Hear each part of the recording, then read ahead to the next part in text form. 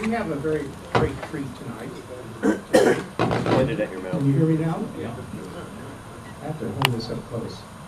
Our guest speaker today is Janice Lathen, who's the founder of a non-government organization called Powering Potential. Along with her is one of the people who supports her with information technologies as Walter Ninja.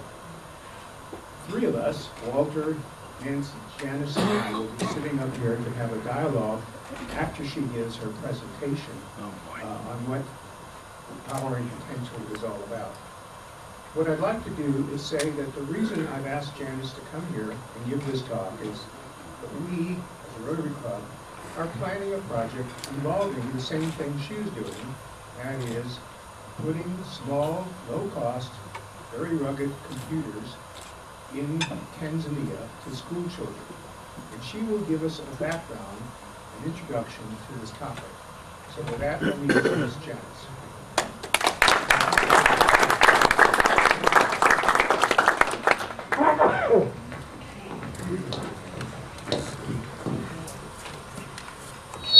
Whoops.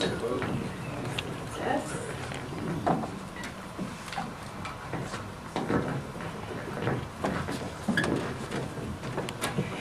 Well, I'm so thrilled to be here. Bill, thank you so much for all that you've done to promote the work of Powering Potential. I also want to thank John Shirley for pushing this along, and also Lynn Schaefer. I met Lynn, as John had some notes said, in Tanzania a couple years ago, and he was impressed with our work and wanted to help us out and introduce me to this Rotary Club. So Powering Potential is an organization I started in 2006. I went to Tanzania on a safari, and I became very inspired by some students that I met there when I introduced myself to them in Swahili. I said, Jina langu ni Janice, mimi ni mwalimu. Ninafundisha elimu ya kompyuta. And when I finished speaking, they just burst into excited applause. And my heart was just leaping out to them. And I thought, wow, I just felt this wave of appreciation flowing over me. And I thought, I want to come back here and spend more time with these people who are giving me this beautiful feeling. And what could I do? And I had a computer consulting business in New York City. So I decided to go home and raise money and buy 20 computers and come back and spend a month teaching them. So I walked out of the room and I told the assistant headmaster my idea, and he said, that would be great. We're going to be getting electricity soon. So I was like, oh, you don't have electricity? So that's how I got started. Whoops. No electricity. Okay. Well, you might have to walk down here and Okay. push a button. Let's see. Oops. Let's see. Okay, let me try this. Okay. Just for those of you who may not know where Tanzania is, it's on the east coast of Africa. And over there is a map that Milt prepared that shows you exactly where our project is. Karatu. It's in the town of Karatu, which is near the Ngorongoro crater. Many of you have been on safari there. So my inspiration were these students. So after that experience on my safari, and after I learned they had no electricity, I went back a year later with one laptop with 2 long life batteries, because the headmaster had electricity at his home. So he would take the laptop home in the evening and recharge both batteries, and they would bring it back and use it. So there are the students looking at a computer for the first time. These students had never even seen a computer before. So our installation, the program has grown now. And what we do, we install our program in 2 phases. And this is an educating through technology program. So we install solar energy because these are rural schools that don't have electricity. We install Can you hear me? Yes. Okay. We install solar panels, a lightning rod.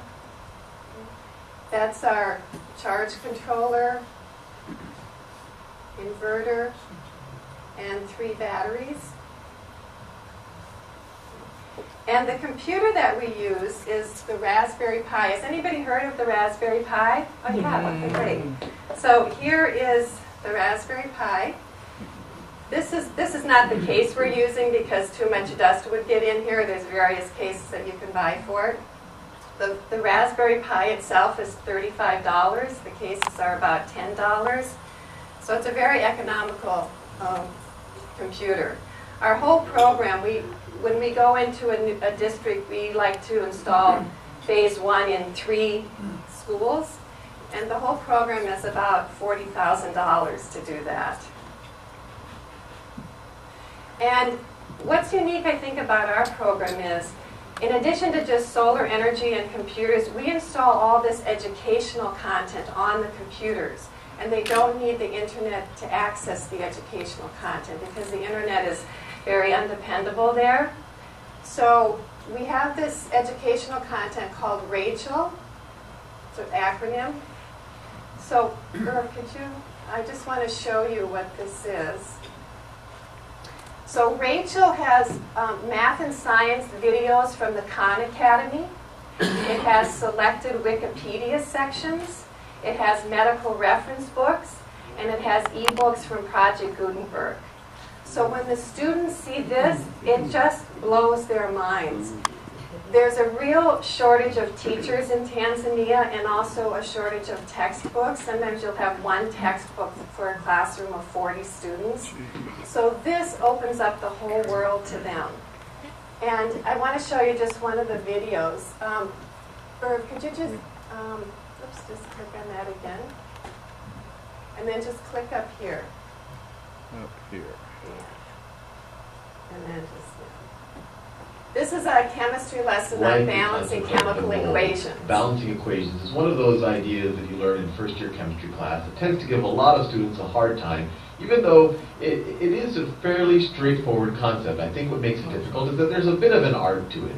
So before we talk about balancing chemical equations, what is a chemical equation? Well, here's some examples right here, and I have some more in the rest of this video. But essentially this describes a chemical reaction. You got some aluminum, you have some oxygen gas, or diatomic oxygen molecule, and then you end up with aluminum oxide. And you say, okay, fine, that's an equation, it looks nice, I have my reactant.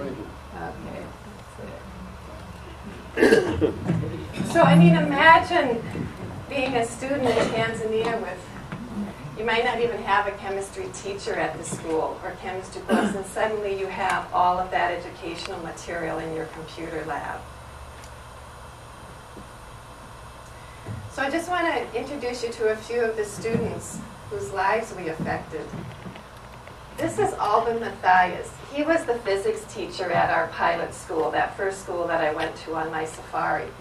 And he was very excited when we installed computers at the school. And he decided to go back to college, and he now is about 6 months away from getting a Bachelor of Engineering in Information Systems and Network Engineering. And he has been working for us part-time.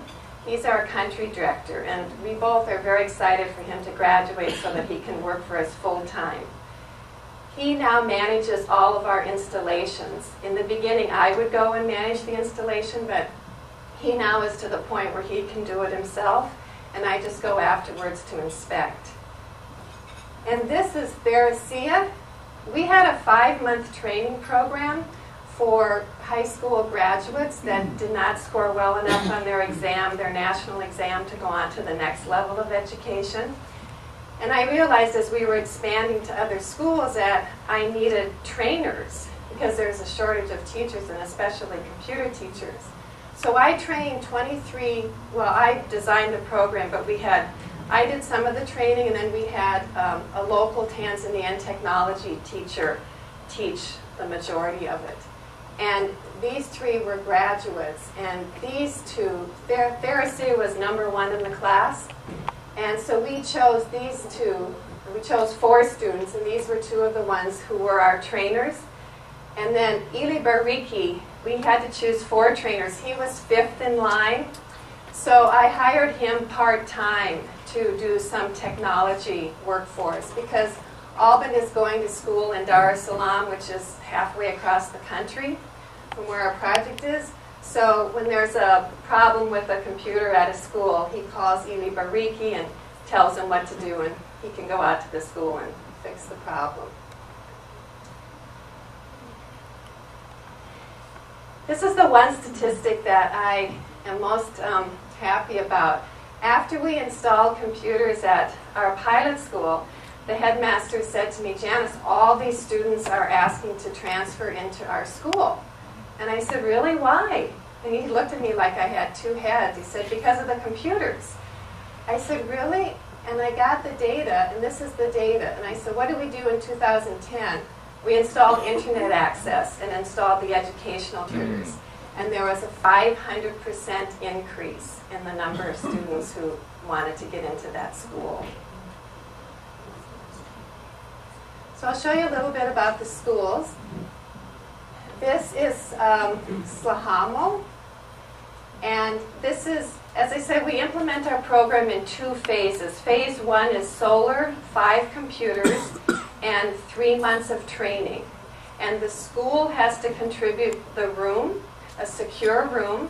They have to provide the tables and chairs, which are built for the program. And they also have to agree to continue the employment of one of the trainers for at least a year. We pay for 2 trainers for the first 3 months, and then thereafter they have to continue the employment of one. And then when the district, the government, the local government district can assign a permanent computer teacher to the school, then we come back and implement phase 2. Phase 2, we expand the solar, we add 15 computers, and then the school can offer the national curriculum of information and computer studies. And that's our ultimate goal, to get these schools to the point where they can offer those courses to their students. And we have 6 schools now, and one of them is complete and is offering that curriculum to their students. And then we have 5 phase 1 schools, and we want to implement phase 2 at 2 of the schools in April. So that's phase 1. This is a phase 2 school that already has 20 computers in it. And you recognize him? Yeah. That's you, Milt. He came with me in November to look at the schools and also to make contact with 2 different local Rotary clubs in Arusha. And that's our pilot school. So I've been very fortunate in getting the support of Tanzanian government officials. I reached out to them a couple years ago. And I went first to the Ministry of Education, and this is the Director of Technology at the Ministry of Education. And he's very supportive of our program. That's the Minister of Education. And that is the U.S. Ambassador to Tanzania. They actually gave us a grant in 2010. That was a big thrill. And this woman here is the Tanzanian ambassador to the U.S. And she has been a very strong advocate for us. She took a group of American business people on a VIP safari to Tanzania last summer. And so I invited her to come and bring her group to one of our schools. And so she came. And then she also invited me to join her and her group for their activities in Dar es Salaam, including dinner with the president of Tanzania. So that's me with the president of Tanzania. And I invited him to come and visit one of our schools, and he told me that when he's in the area, he will come and visit. So I'm very excited about that. He wants one of his legacies to be spreading technology throughout Tanzania. And I just had a meeting with the Tanzanian ambassador to the United Nations last week, and we were talking about possible funding. And he said, well, you know, the president has some money. I'm like, So just some details about our program. It's an educating through technology. We use solar power, and the computers, the low wattage computers, and they run on DC. electricity, direct current, because that's what solar produces. So it's much more efficient use because you lose a little bit when you convert from DC to AC. The computer with the monitor is a total of about less than 15 watts. A normal computer, as you may know, can use 80 to 90 watts of electricity. So it's very energy efficient. And then we put on the educational content and provide technology training. So phase one, as I mentioned, is the solar energy, 5 computers, the 3 months of training, and the school contributes too. That definitely helps with sustainability because they have an investment in the program. And they also put money in their budget for maintenance. That's one of our requirements.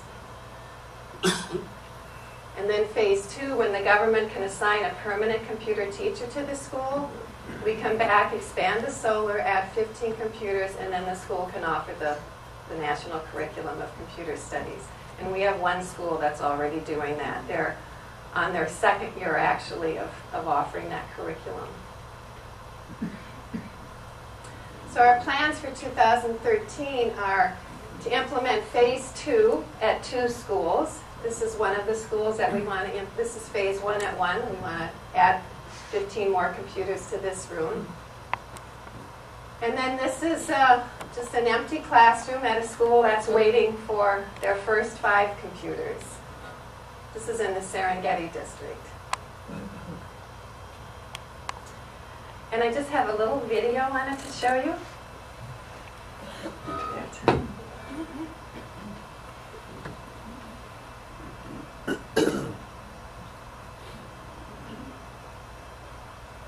That's our website. And then, Irv, can you click right here?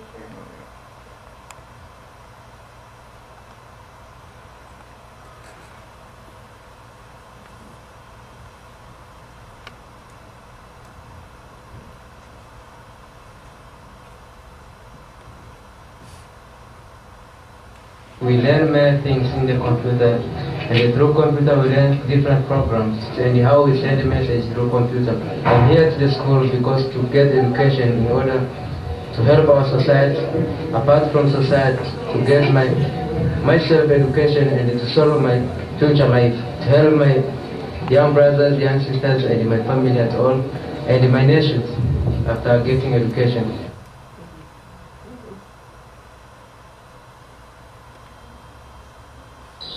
We have 480 students who took computer studies, and now they know what is a computer, and they are part of computer and other programs.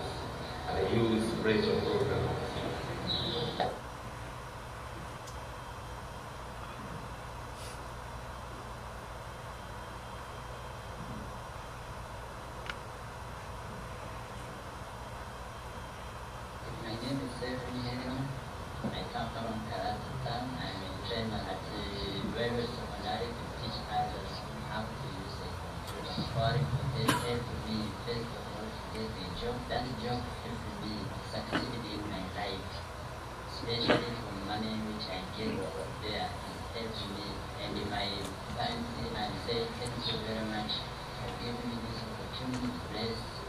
Janice, and for those who donate money, I say thank you very much.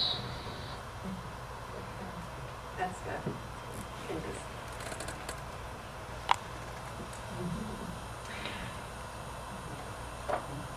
And why education in Tanzania? Most of these students, most of the students in our schools have never even seen a computer. Can you imagine that? I mean, every person in America has access to a computer because they have access to a library, and there's computers in every library. And I just personally find it very fulfilling to reach out and provide opportunities to these students who are so disadvantaged. And especially Tanzania, and I hope Walter will talk more about this, he's Tanzanian. Tanzania has a reputation for being very peaceful, and it is. They don't have the conflicts that plague other African countries, and it's a democracy. And Walter, I hope you'll talk more about that. In closing, I just want to read an email that I received recently from a student. He was a student at our pilot school when I was there 7 years ago. He's now in college. I hope I can say this without crying. Dear Janice, I am doing well with my studies. I just miss to hear from you so much. You are a hero, in capital letters. I appreciate your work. I visited Powering Potential blog and YouTube channel. Honestly, you are doing something I never expect to see. You are one of important people in the history of development of technology in Tanzania. Your effort, creativity, and confidence has made great changes in advancement of technology for youth and teenagers of Tanzania, especially Karatu. I am the evidence of your strength. Much love to you, and I wish you all the best. So I just want to say thank you for giving me this opportunity to come and tell you a little bit about Powering Potential.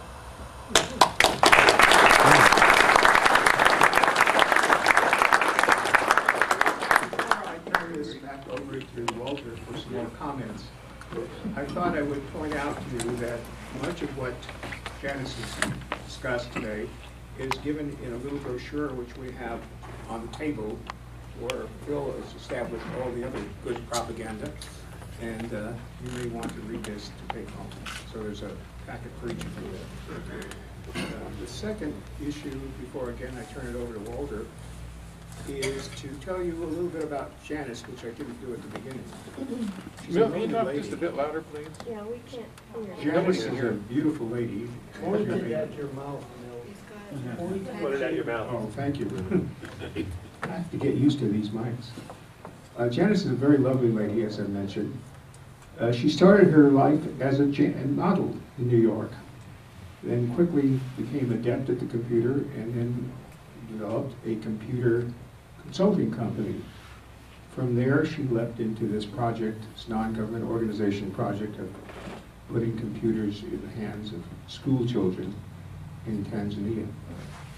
And so I have to give her much credit for that, because it's an enormous effort to do that.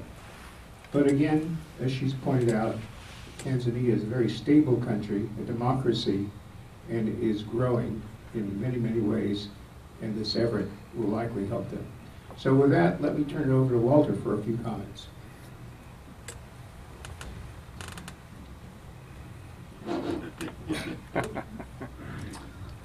Thank you, Milt, for welcome and giving me the opportunity to talk more about the Powering Potential. My feeling being with the Powering Potential for 2 years. But before I just talk about the Powering Potential, let me just give you a little bit of my background. I'm originally from Tanzania. I grew up there. I studied there for, in elementary level, which we normally call a primary school.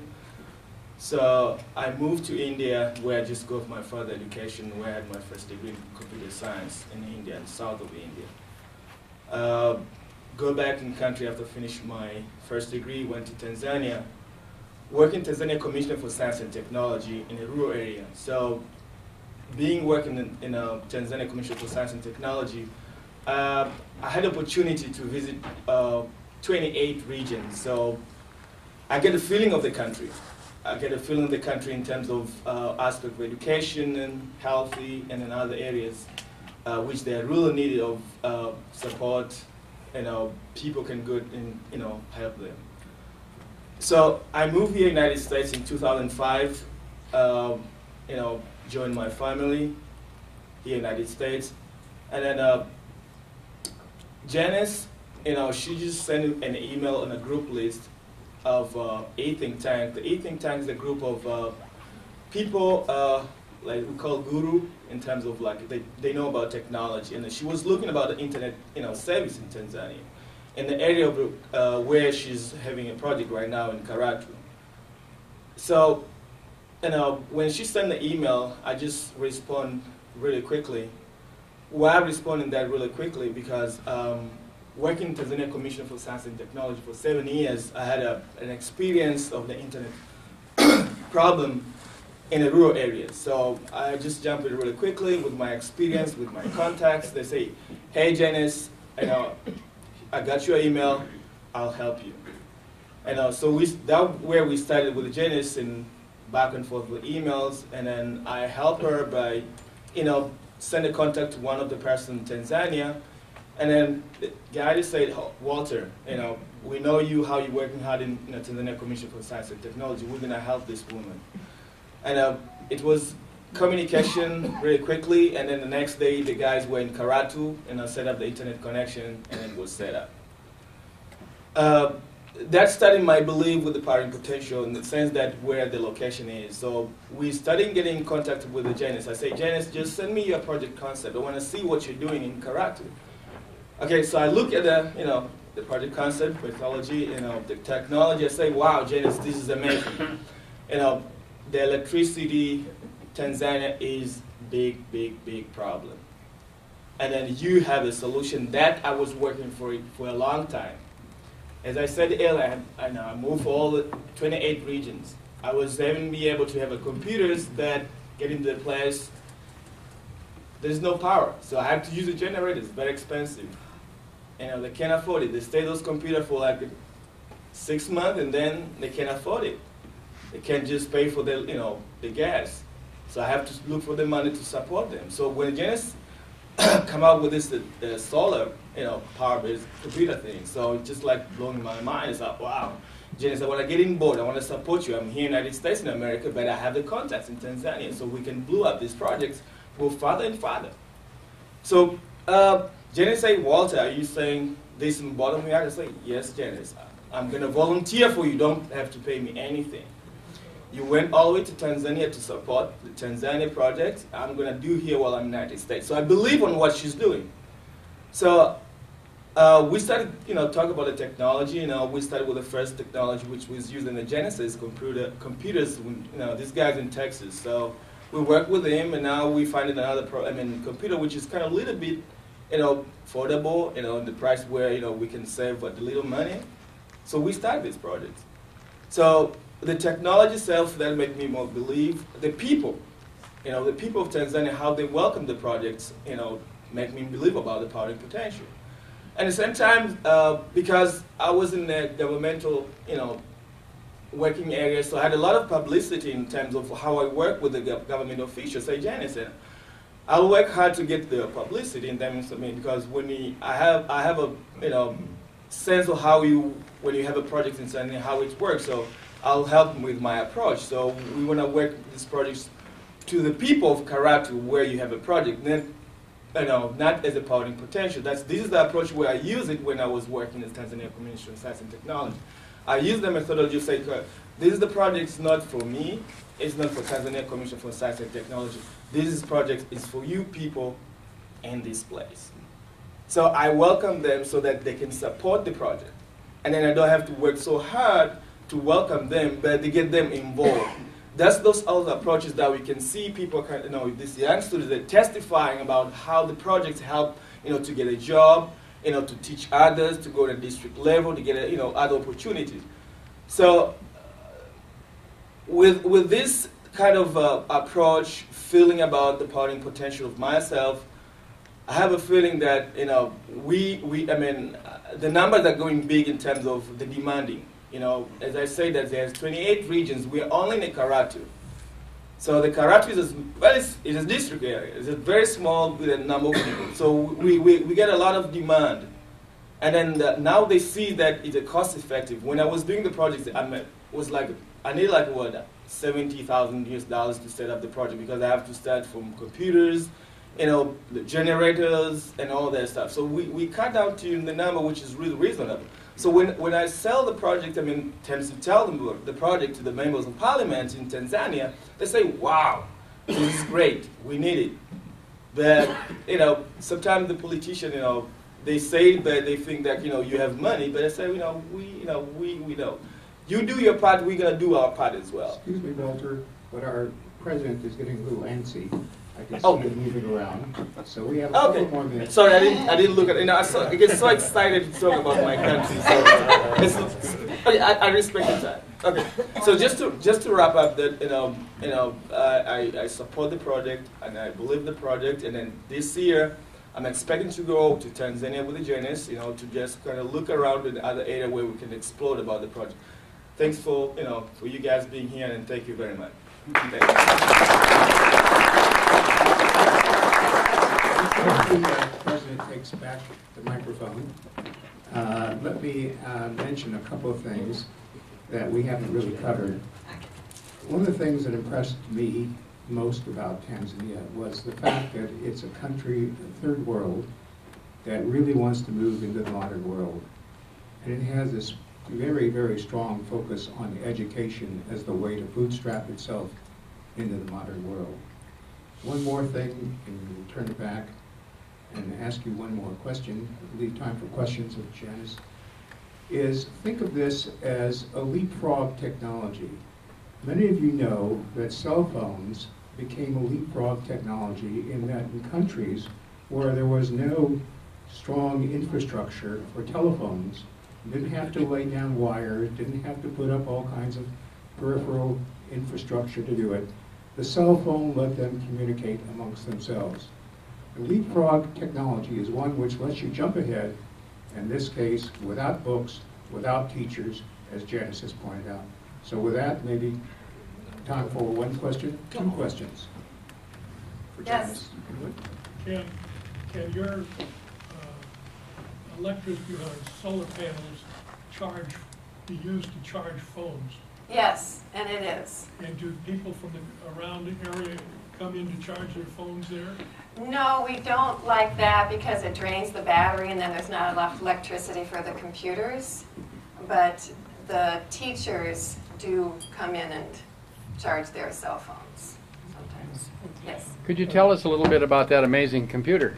The Raspberry Pi, it was developed by some people from MIT, I think. Does anybody? Sure. United Kingdom. Oh, the United Kingdom. Okay, sorry, United Kingdom. To teach people about programming. It runs a Linux operating system. It takes 3.5 watts of electricity. Just the computer itself, which is what inside, is $35, and then you can buy various cases. This is not the case we're using because dust would get in here. What about storage? Storage, it has an SD card. So you can buy an SD card, and we have a 32 gig SD card in here.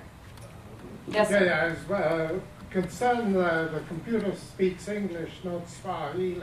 Yes. And I was wondering whether this is an issue, and how does this work out? That's not an issue because in secondary schools, the language of instruction is English, which is the students' third language. Their tribal language is their first language.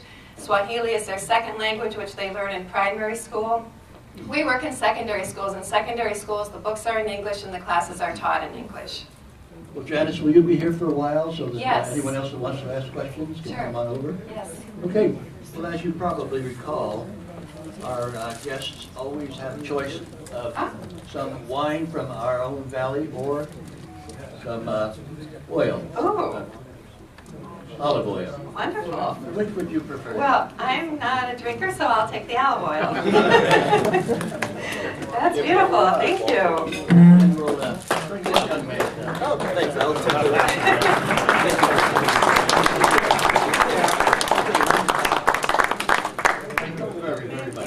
Don't leave yet. We've got to pull the number here.